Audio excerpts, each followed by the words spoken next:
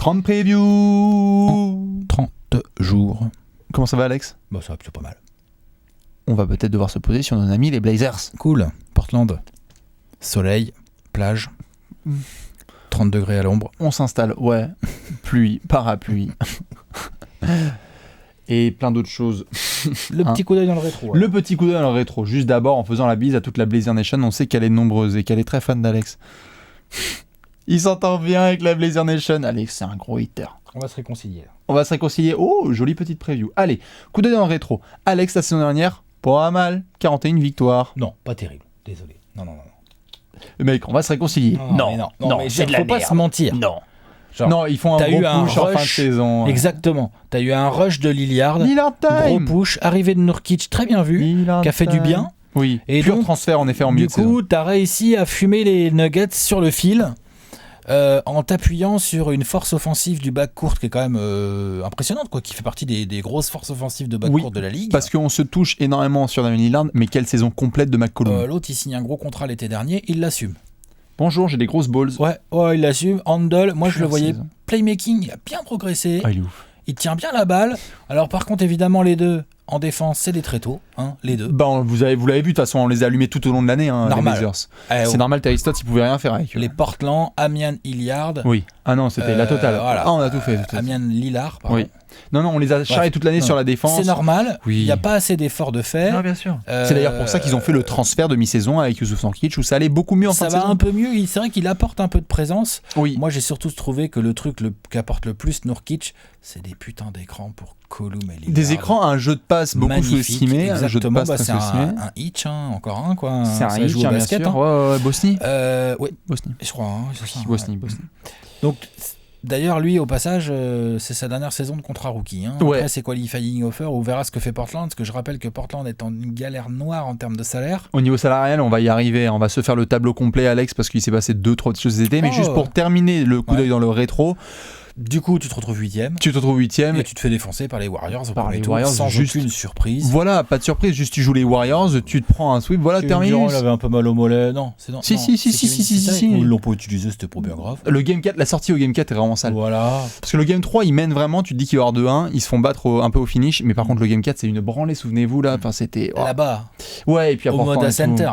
C'était un peu compliqué. C'est mais moche. Ouais. Les joueurs, par contre, qui ont un petit peu déçu, entre guillemets, il faut quand même qu'on en parle sur la saison dernière. Il y avait du Evan Turner qui avait déçu, il y avait du Allen Crabbe qui avait un petit peu déçu, il y avait du Al-Farouq Aminu qui était blessé donc qui n'avait pas pu trop faire plaisir, il y avait du Meyers Leonard aussi. Enfin bref, c'est en ça que je suis d'accord, c'est une saison un peu mitigée pour les Blazers l'année dernière. Ils ont vraiment fait le push de fin de saison, heureusement, avec leur gros sniper. Tout le monde l'année d'avant, on les avait pas vus venir. Ouais. Et là j'en veux beaucoup à Terry Stotts de n'avoir absolument rien bâti sur la saison d'il y a 2 ans. C'était un peu compliqué. Il a pas bâti, quoi. C'est-à-dire qu'ils sont arrivés, ils ont joué pareil. Et là, du coup, on les attendait au tournant. Ouais. Les autres équipes avaient évolué et pas eux. Non, et heureusement pour eux qu'ils ont Lillard et McCollum pour faire un push incroyable en fin d'année, parce que sinon, ils n'allaient pas en play-off. Ils mettent quoi ? Ils mettent 50 points de moyenne à deux. 27 et 22, 23, je pense, comme ça. Ouais, parce que Lillard doit bien être à 27. Ouais, il est à 27 et l'autre est à 22, 23. Et à des assez bons pourcentages. De bâtard, et dans tous les registres. Hardcore. Voilà, il leur manque à tous les deux, ça manque un peu de lancer, ça manque un peu d'agressivité vers le cercle des shooters. Ça pénètre un peu, mais ils pourraient améliorer tous les deux, avec les bons handles qu'ils ont tous les deux et la vitesse. C'est un truc qu'ils pourraient améliorer. Bon, voilà pour le coup d'œil dans le rétro. On s'est fait un bon petit bilan de tout l'effectif des Blazers. Mais Alex, tu le sais, il s'est passé des choses cet été, donc on va devoir regarder ça. Allez. T'es chaud ? Ouais. C'est l'heure de regarder ce qui s'est passé sur le marché de l'été. Le tableau. Il est pas non plus. Il s'est pas passé grand-chose. Non, Caleb, j'ai commencé à en parler juste avant. En termes de masse salariale, de toute façon, déjà, tu peux signer personne. Tu pouvais pas. Des minimums vétérans ou des rookies. Oui. Voilà, maintenant, tu perds donc Allen Crabbe parce que tu t'en es débarrassé. Contre Andrew Nicholson et que dalle. Fourgué à Brooklyn. Andrew Nicholson, tu l'as coupé, si je dis pas de bêtises. Ouais, c'est terminé. Donc bon, voilà. C'était vraiment pour te débarrasser d'un contrat pourri que tu avais donné toi-même. Ouais, donc Neil Olshey là-dessus, il a fait un peu ça en scred, mais on t'a grillé, mec. Allen Crabbe et Evan Turner. Allen Crabbe, finalement. Et celui d'Evan Turner est bien sale aussi. Et Evan Turner, du mal à s'en débarrasser de celui-là. On va voir sa saison. On va voir ce qu'il va faire là. Mais pour le coup, c'est surtout à la draft qu'ils ont fait le taf. Ils étaient 10e, ils ont pris Zach Collins en direct de Gonzaga, si je dis pas de bêtises. Ils ont tradé en fait. Ils avaient le 15 et le 20. Ils les ont tradés à Sacramento pour avoir le pick 10. Pick 10 dont ils ont profité pour prendre Zach Collins. Et après Caleb Swanigan. Un choix Ça va, à développer. Ouais, bon, je suis pas enflammé par Zach Collins, vraiment. Non, mais c'est maintenant, c'est peut-être un peu vert. Je suis beaucoup plus enflammé par Caleb Swanigan, mine de rien. Swanigan, c'est un pur profil qui peut s'éclater dans la NBA actuelle. Et en plus, je trouve qu'il a un bon profil pour jouer à côté de Nurkic. En 4. Voilà. Il sera pas titulaire, je pense pas, Caleb Swanigan. Non, mais il n'y a pas énormément de concurrence, donc ce sera intéressant. Il va avoir des minutes, tu vois. Il a le côté, ça joue dur, ça se donne. Ouais. Bon mental et shoot. Oui. Bon, bah, c'est déjà pas mal. Voilà. Mais donc du coup, l'année un petit peu des Blazers, surtout l'été, n'a pas été trop mouvementée, quoi, parce que tu le dis, il n'y avait pas énormément de marge. Ils se sont dit, on va pas paniquer, on garde notre effectif, on va pas bouger tout ce qui est Meyers, Leonard, Evan Turner, etc. Ils ont juste bougé Allen Crabbe, mais ils ont préféré drafter et rester sur leur contrat. D'alléger un peu la masse salariale, c'était vraiment l'objectif numéro 1, on le voit bien. C'est ça. Parce qu'il est coincé avec le gros contrat de Lillard, le gros contrat de McCollum et le gros contrat d'Evan Turner.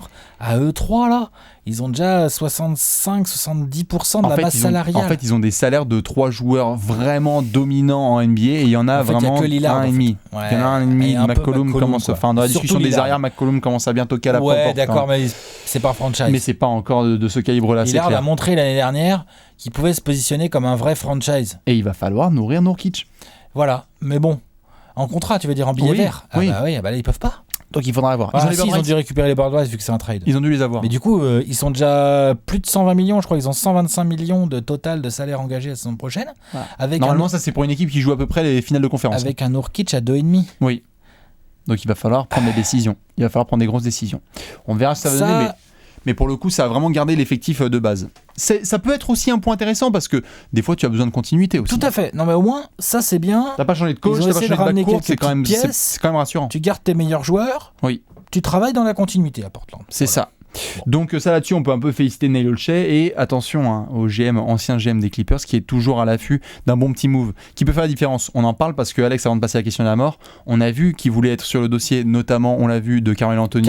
Ils essayent d'avoir un troisième joueur qui serve un petit peu de Big Three, un petit peu avec Damian Lillard et CJ McCollum. C'était là leur problème, c'est que New York voulait McCollum, visiblement. C'est ce que j'ai compris. Apparemment, et que le package de Mo Harkless et une salade. C'était Evan Turner parce qu'il faut faire le salaire. Le problème, c'est le salaire après. Ouais, il y avait Mo Harkless et probablement Evan Turner. Portland ne peut pas encaisser un centime de plus, donc ils sont obligés de donner l'équivalent. C'est un peu compliqué. Donc, du coup, on a fait un petit peu statu quo, voilà, en continuant à développer ce groupe qui a du potentiel quand même. Et on va devoir justement peut-être se poser là-dessus ou sur un autre sujet, on verra. Dans la question de la mort, t'es chaud ? Vas-y.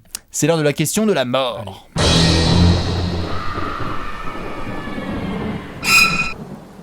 Question de la mort. Question de la muerte. Tout à fait. On va se poser un petit peu sur un aspect particulier des Blazers. Ça s'appelle le 5 majeur. Ouais. Petit souci. Ça se marre déjà. Petit souci. Les titulaires à Portland. Donc, c'est-à-dire que bon, t'as pas de souci. Poste 1 et 2, titulaire. 1, Lillard, 2 et 5, c'est acté. Et 5, c'est Nurkic. Et Nurkic. Ça, c'est une triplette, un axe, un Big 3. Tous les soirs, t'es sûr de les retrouver. Et puis ça fonctionne bien, c'est complémentaire, c'est dangereux. À eux 3, tu gagnes des matchs. Maintenant, par contre, 3-4, on se marre. Qu'est-ce que tu leur mets pour nourrir les ailes, le poste 3, le poste 4. Donc, je te donne des options, Bastien, tu vas me donner Vas-y, on échange. Donc, tu as, si je dis pas de conneries, on parlera du banc plus tard, parce que bon, lol. Poste 3, idée, potentiel, Evan Turner, Mo Harkless, Al Farouk, Aminou. Pardon. Oui, voilà. Et poste 4, t'as Al Farouk encore, même Mo Harkless, ça peut jouer 4 si tu demandes poliment.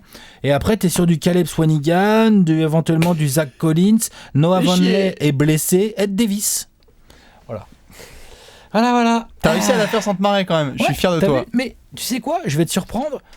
Oui, ça paraît un peu faible, mais par contre, par exemple, moi je vais te donner. Auprès de la Blazers Nation. Non, moi je vais te donner. Moi, Evan Turner, je le mets pas dans le 5 majeur. Pour moi, c'est un remplaçant. C'est un remplaçant, tu le mets à la place de Lillard, à la place de McCollum. T'en fous, il tient la balle. De toute façon, faut qu'il tienne la balle.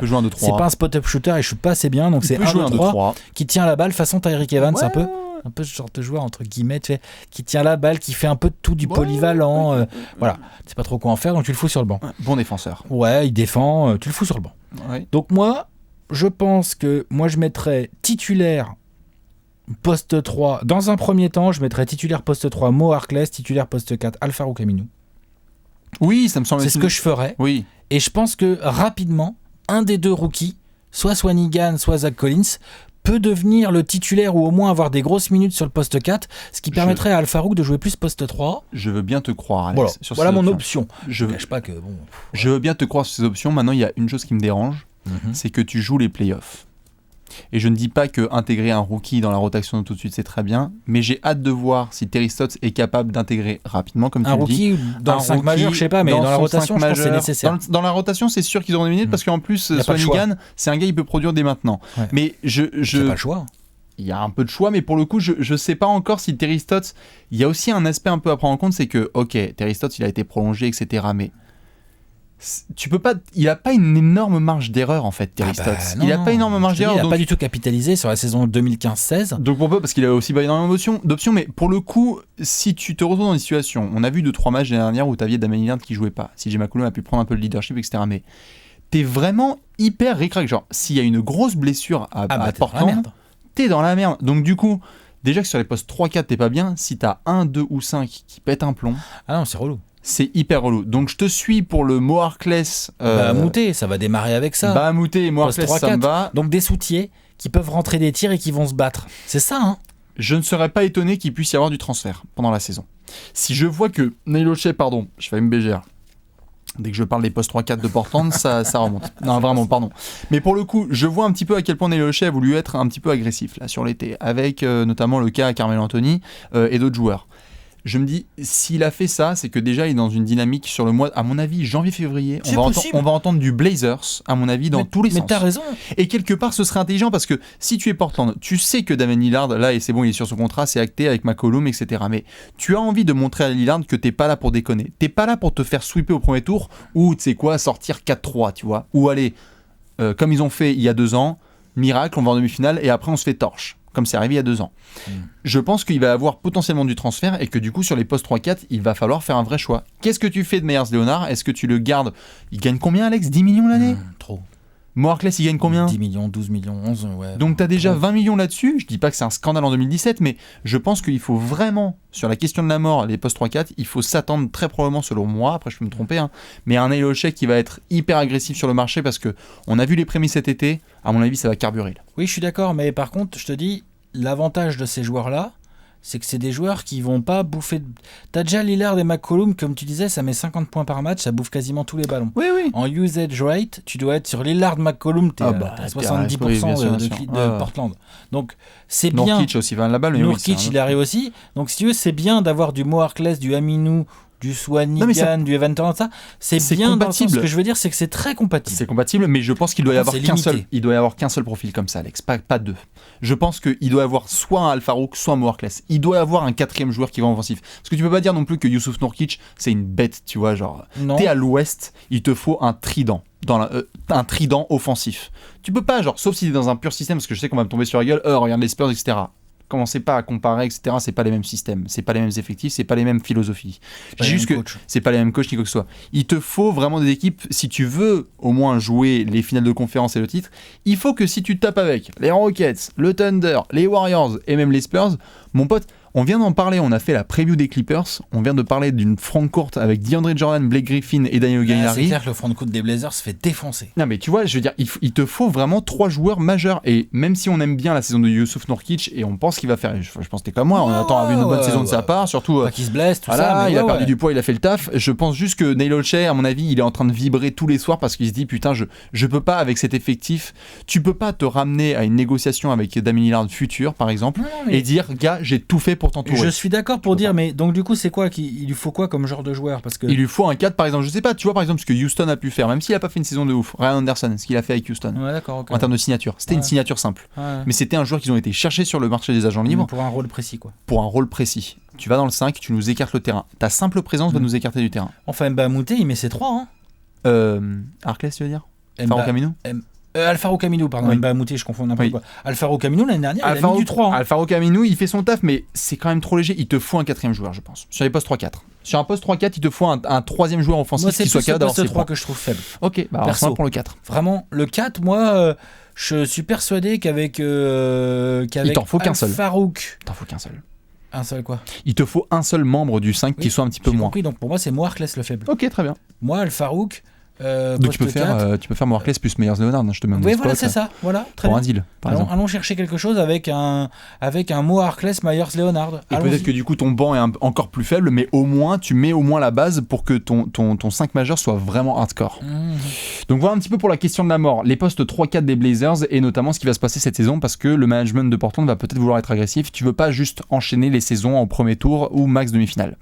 C'est ça un petit peu ce qu'on va voir cette saison. Surtout que quand ils vont en demi-finale, bon... C'est concours de circonstances. Hein. Voilà, c'était un petit peu... on touche du bois. Alex, je crois qu'on va devoir passer au Gérard d'Or. Allez. T'es chaud ? Trop bien. C'est l'heure du Gérard d'Or.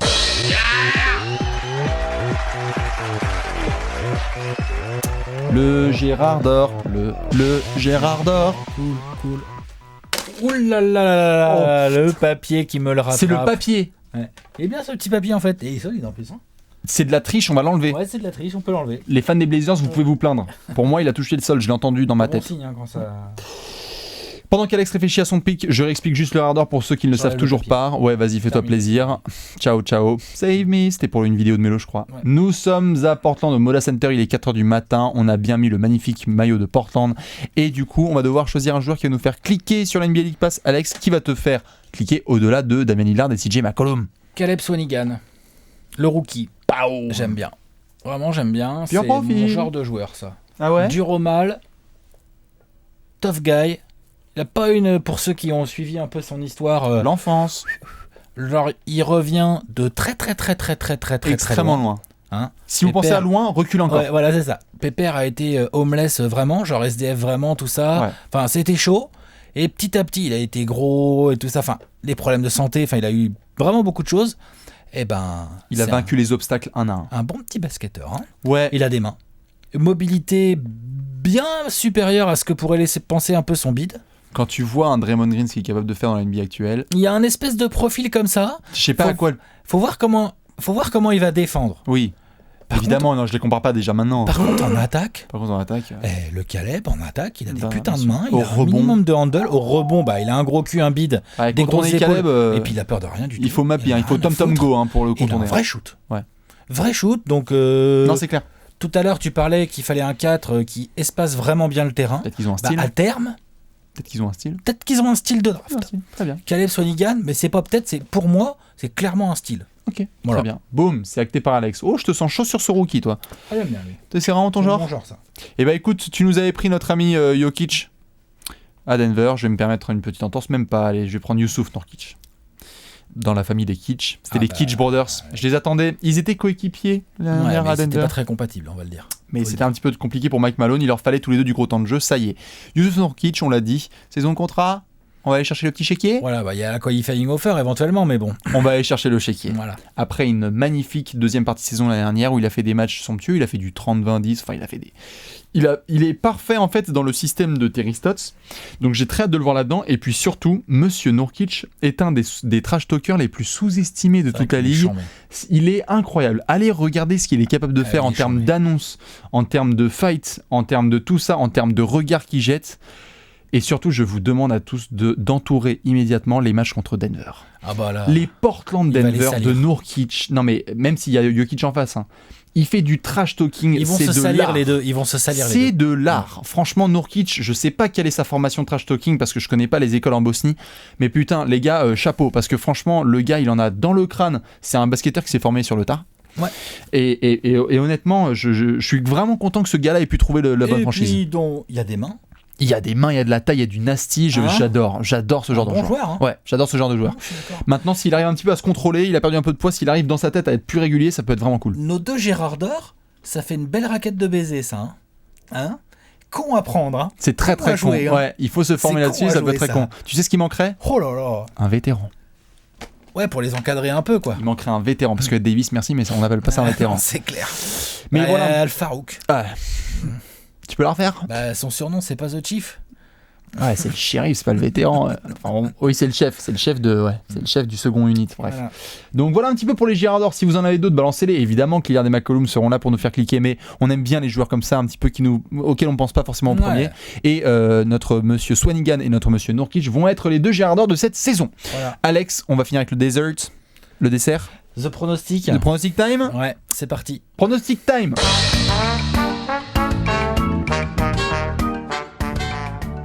Pronostic time avec Alex. T'es chaud ? Chaud patate, 24 secondes, vous aussi vous pouvez le faire pour nous décrire un petit peu la saison des Blazers. D'ailleurs, si vous les mettez dans les commentaires, on vous fait plein de bisous. Alex, est-ce que t'es prêt ? Ouais, je suis ready. 3-3-3, 2-2-2, 1-1-1, top chrono. Alors, je vais peut-être le regretter, mais je pense que je les mets en play-off. Oui. Si. Mais je pense qu'ils vont y aller de toute façon. Par contre, je leur mets 44 victoires comme ça au départ, là, quand j'ai fait mes stats et tout. C'est peut-être un peu beaucoup. Faut voir comment cet effectif va évoluer. Mais je crois beaucoup dans le talent de la paire Colum-Lillard. Je crois moins en Terry Stotts. En fait, je pense qu'il y a largement le talent pour aller en play-off. Mais effectivement, je pense que comme tu le disais tout à l'heure, au moindre petit grain de sable, ça peut vite être la merde. Donc pour moi, 7ème, 44 wins, play-off, mais attention au grain de sable. Parfaite ta minute. Je vais essayer de faire 24 secondes. Je vais essayer, d'accord ? On va regarder le chrono et je vais essayer de le faire. Attention, 3, 2, 1, top chrono. 7ème, 44 victoires, même bilan que toi. Pareil. Faible marge de manœuvre, on l'a dit, parce que s'il y a des blessés, attention, Nurkic, pure saison, normalement, ça devrait le faire. Très hâte d'être en février. À mon avis, Portland va être dans absolument toutes les rumeurs, donc ça sera très intéressant. On les a vus là avec Melo. J'ai totalement confiance, même si c'est comme l'année dernière, d'avoir une fin de saison où il faut que Portland fasse le push. Portland a trop de talent pour ne pas faire les playoffs. Donc Portland, ça va en playoff. 7ème, 44 victoires. Bravo. Bam, on a réussi à le faire un petit peu dans les temps, mais c'est comme ça, oui. Donc voilà pour cette petite preview des Blazers, une équipe qu'on attend en playoff. Alex, on regarde le tableau des pronos ? Ouais. On y est. On arrive on est en playoff, on est à l'ouest. Gentiment, on se rapproche du haut, du sommet. Du summit avec toutes les grandes équipes. On va pouvoir s'en occuper, on va pouvoir profiter un petit peu. D'ailleurs, la pré-saison a repris, donc n'hésitez pas bien sûr à ce qu'on puisse interagir tranquillou sur Twitter et sur les réseaux sociaux, sur Facebook, etc. Parce qu'on se fait plaisir avec les matchs de Portland avec les autres équipes. Bah là, ouais. Il y a des premiers looks et puis la TTFL aussi. La TTFL, Portland, adversaire numéro 1 de la TTFL pour moi. Ah ouais, parfait, parce que c'est vrai que défensivement, c'est pas juste Portland. Je joue avec lui ce soir. Ouais. Voilà un petit peu pour cette preview. Du coup, on vous fait plein de bisous. Dédicace à la Blazers Mania et à la fanbase des Blazers. Si t'as un indice, c'est maintenant pour la prochaine. Les dinosaures. À la prochaine.